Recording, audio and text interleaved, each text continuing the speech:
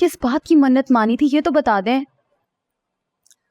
मन्नत दरअसल मैंने नहीं मानी थी, मन्नत मेरी अम्मी ने मानी थी। दरअसल शादी के 10 साल तक उनकी औलाद नहीं हुई थी, तो औलाद नहीं हुई इसीलिए उन्होंने मन्नत मानी थी।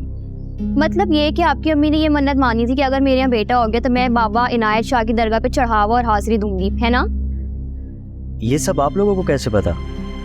दादों से, उनसे आपके ना बहुत किस्से सुने हम लोगों ने, और अब तक तो हमें बहुत सारी बातें याद भी हो गई हैं। आपके देश, आपका गांव, वहाँ के लोग, उनकी बातें। वहाँ पे भी कुछ इसी तरह का हाल है, मुझे भी बहुत कुछ याद हो चुका है। अरे एक बात तो पूरी करें, आपने मन्नत मांगी थी और वो पूरी नहीं हुई, फिर क्या हुआ?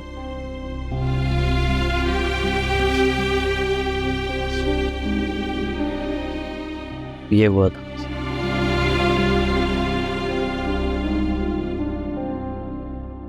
आप मानते हैं इन बातों को? हाँ, क्या आप लोग नहीं मानते? ये ढीठ नहीं मानती। और आप मानती हैं? जी, कुछ कुछ। ये मन्नत नहीं मांगती बल्कि लोगों को मन्नत मांगने पर मजबूर कर देती है। वैसे ना आपके आने से ना कुछ दिनों पहले हमारे घर में ना एक दर्द हुआ करता था, और ये मोहतरमा रातों को उठ उठकर उसके दर्शन किया करती थी। अब रूही था? क्या मतलब? तो अब कहाँ गया वो दरख्त? चाचू ने कटवा दिया।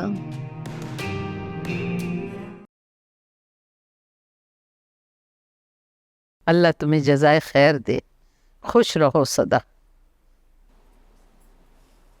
अम्मा, ये यूनुस कौन है? ये जो मेरे साथ आया, अरे बेटा ये मेरे भाई का पोता है।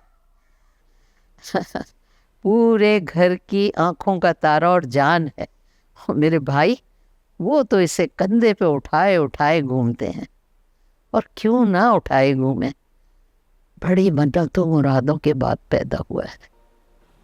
अम्मा बुरा मत मनाइएगा, जब सबको इनसे इतनी मोहब्बत थी तो मन्नत पूरी करना कैसे भूल गए? अरे नहीं नहीं, ऐसी बात नहीं है।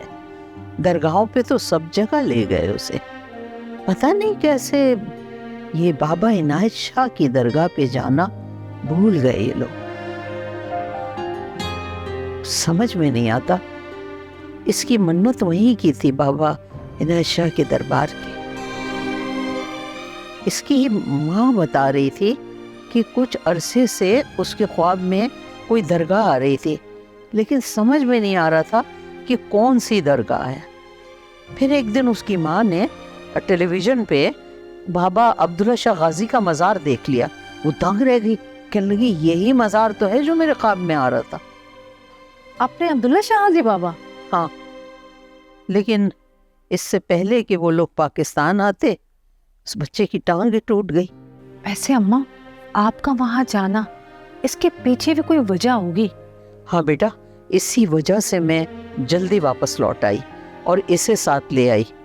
ज़रा इसकी तबीयत सही हो जाए ना तो इंशाल्लाह इसको ज़ियारत पे लेके जाऊंगी।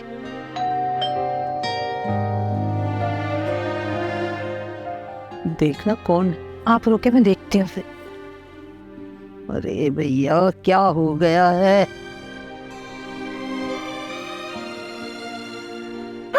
आज मैं बात करके जाऊंगी। मसला क्या है तुम लोगों का? तुम लोगों ने अच्छा तमाशा बनाया हुआ है।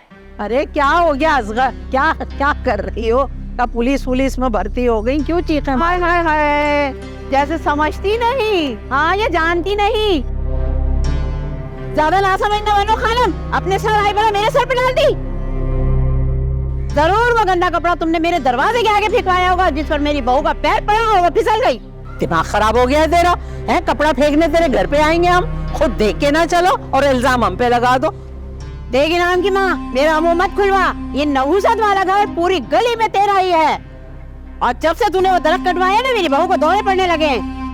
नहुसत वाला घर होगा तेरा, हमारा तो बरकत वाला घर है। बरसों हो गए हम कभी भूखे नहीं सोए, और तू इसी घर में खाना मांगने हमसे आती थी। हैं? खाना चुप कर जा। और वो तेरी बहू सुल्ताना, बचपन से तो दौरे उसको पढ़ते थे जैसे उसकी माँ को पढ़ते थे। हम पे इल्जाम लगाने की जरूरत नहीं है, चल जा निकल घर से। मेरी भतीजी को दौरे नहीं पड़ते, ये तेरे घर की नहुसत है। खानम, तेरा बेड़ा गर्क हो, तेरे आगे आए जो तू कर रही है ना, तुझे सुकून न मिले। बस कर दो खाला, बहुत सुना ली तुमने। ऐसा हमने क्या किया है? अपनी बहू को डॉक्टर को दिखाओ, आ गई लड़ने के लिए। चलो जाओ यहाँ से, निकलो। अच्छा, मैं डॉक्टर को दिखाऊं? अपनी नंद को तूने क्यों नहीं डॉक्टर को दिखाया जो यहाँ एड़ियां रगड़ रगड़ के मर गई?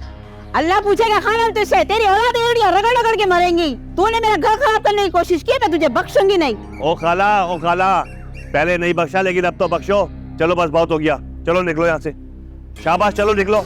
अच्छा, सारा घर मेरे मुंह को आ रहा है। मैं भी अपने पोतों से कहकर तुम लोगों की टांगें तोड़वाऊंगी मैं। हाँ, देख लेना, जो करना है वो कर लेना। चलो अभी तो निकलो। देखो, मैंने भी अगर नाक न रगड़वाई ना तो मेरा नाम भी सोरा नहीं है। मैं भी देख लूंगी तुम्हें। अरे चलो जाओ। बड़े आए जाओ, बड़े आए जाओ जाओ। जाओ। अरे तुम भी जाओ।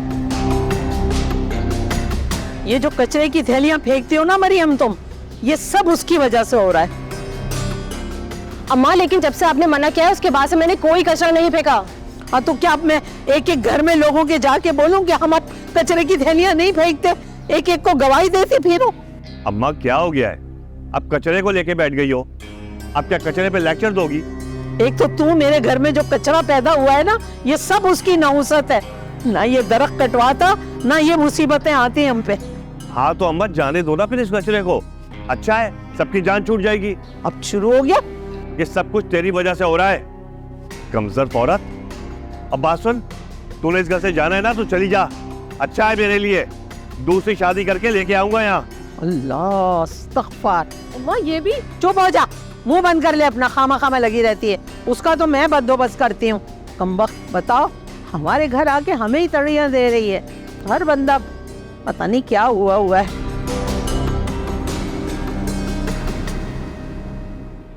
तुमने साथ चलना है चलो, नहीं चलना मत चलो। बच्चियां मेरे साथ ही जाएंगी। अरे तुमसे बात कर रहा हूं मैं। जाओ जाके बच्चियों को बुलाओ। बच्चियां कहीं नहीं जाएंगी, सुना तुमने? खैर से अम्मा वापस आ जाए, फिर ले जाना जहां जाना चाहते हो। भाभी, मैं जाते जाते आपसे कोई बदतमीजी नहीं करना चाहता। हमारे मसले पे ना ही बोले तो बेहतर होगा आपके लिए। तुम खड़ी खड़ी मुंह क्या देख रही हो? जाओ जाके बच्चे को। मैं खुद ही बुला ले। मरिया, कोई